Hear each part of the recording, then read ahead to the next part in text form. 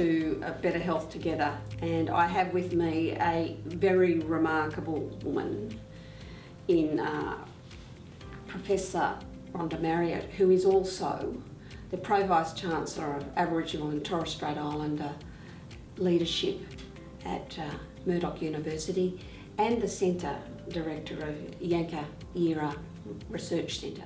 Rhonda, I'd be really interested to hear from you at its, I guess, most grunty or complex perspective, what you see as the key issues or the key barriers for Aboriginal people, particularly in WA, accessing good healthcare and primary healthcare.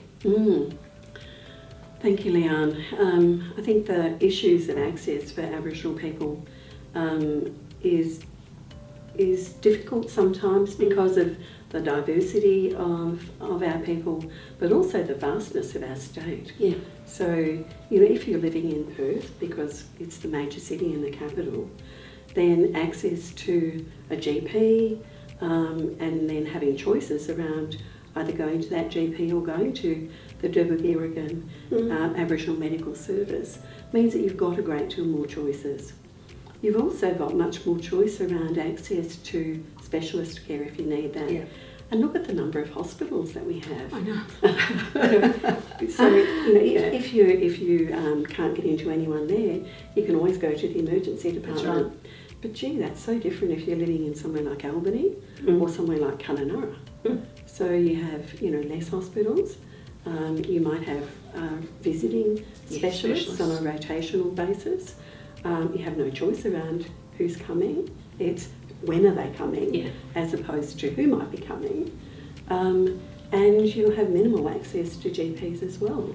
So the access really is based around where you live in the state. Yes. But added to that is the underlying thing of whether a service is welcoming, whether it's welcoming to Aboriginal people. And if we get it right for Aboriginal and Torres Strait Islander people, we actually get it right for everyone. What are the dilemmas around, I'm going to use prevention, but earlier intervention for people that again is an access or coordination issue? I think the services are there, and we know that the WA Primary Health Alliance provides that and supports primary healthcare services. But I think sometimes it's a matter of people knowing about those services and knowing about the benefit of going to those.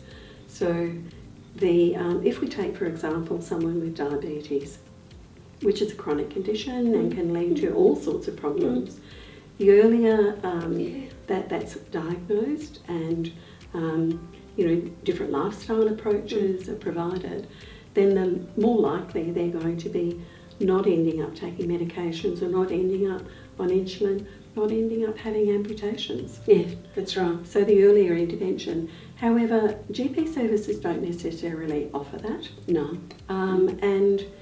And people don't necessarily think about, well, I could go to my physio or go to an occupational therapist.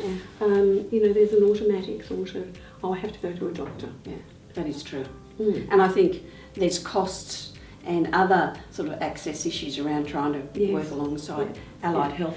So it does come back to what you talked about before, and that's navigating the system and understanding the services that are in that system. Yes.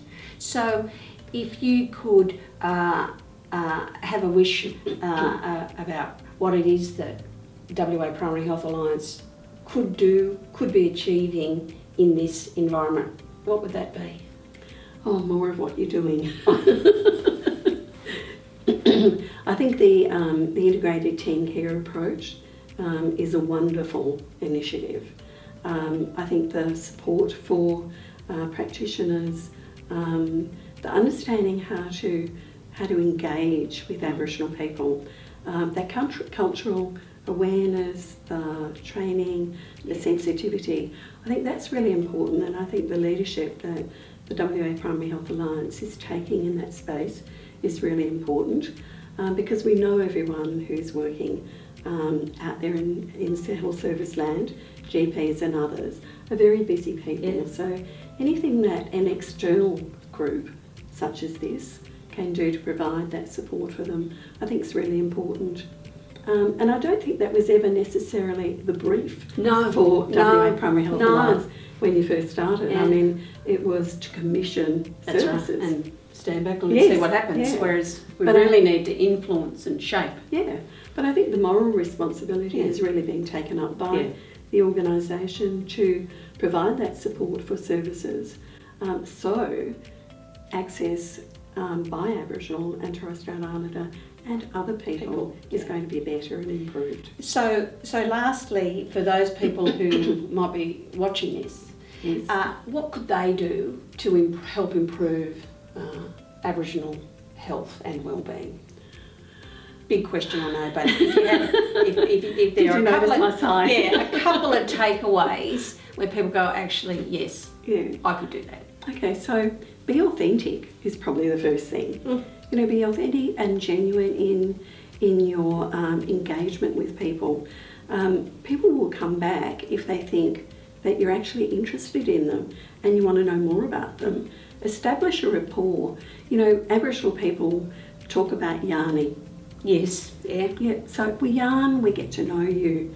And in doing that, you're establishing what is known in Western areas as a rapport. That's yeah. And that's not hard. And it's not to be undersold either. No. I mean, it is so critical. No one's going to come in and tell you a story about their deepest fears, their greatest concerns, or the complexity in their lives if they don't think you're interested. If they think that you've got your pen ready to write the script, well, they probably won't come back. No. Yeah. That's great. That's a great bringing together of our discussions. Thank you very much, Rhonda, and You're welcome. see you next time for Better Health Together. Bye for now.